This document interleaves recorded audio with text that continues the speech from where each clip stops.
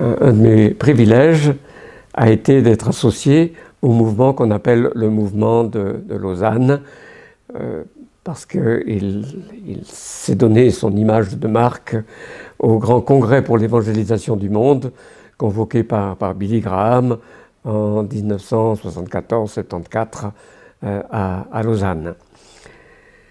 Je ne sais pas ce qui m'a valu ce privilège. Peut-être que parce que Billy Graham faisait partie du conseil d'administration de Gordon Divinity School, où j'avais fait mes études et où certains pouvaient parler un peu de moi. Peut-être. En tout cas, il y a eu cet avantage, peut-être aussi le fait que mon père ait été l'interprète de Billy Graham à beaucoup de reprises.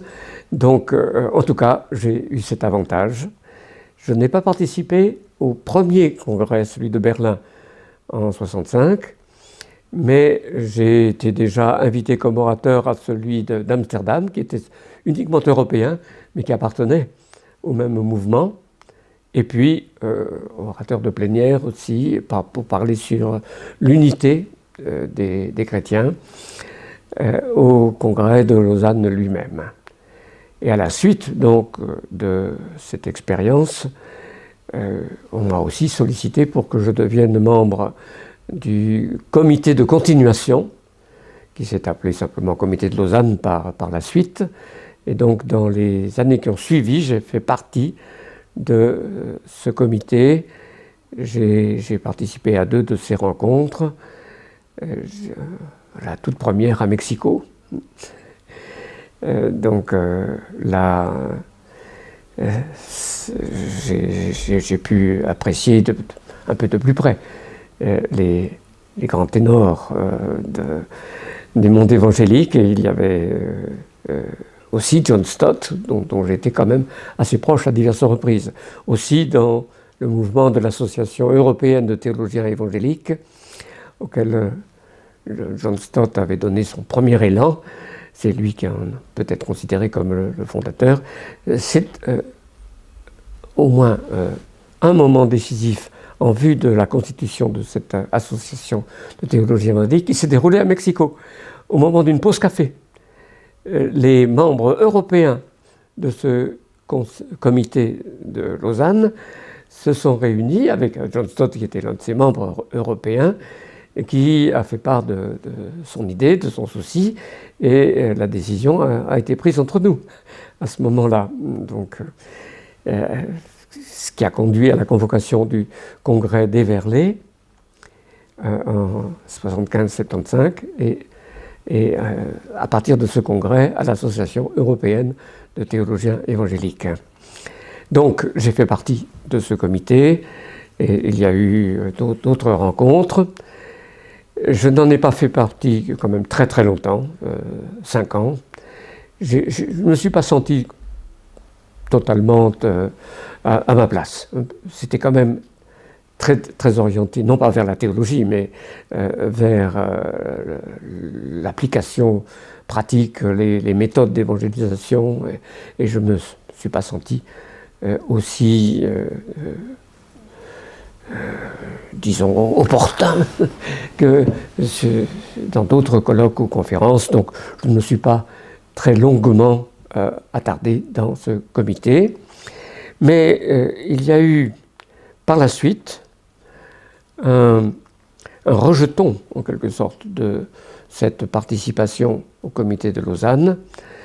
Le département du mouvement de Lausanne, qui s'occupe de la relation entre l'Évangile et le peuple juif, m'a invité à faire partie d'une rencontre qui a eu lieu à Willowbank, une maison de rencontres, de conférences dans les îles de l'Atlantique.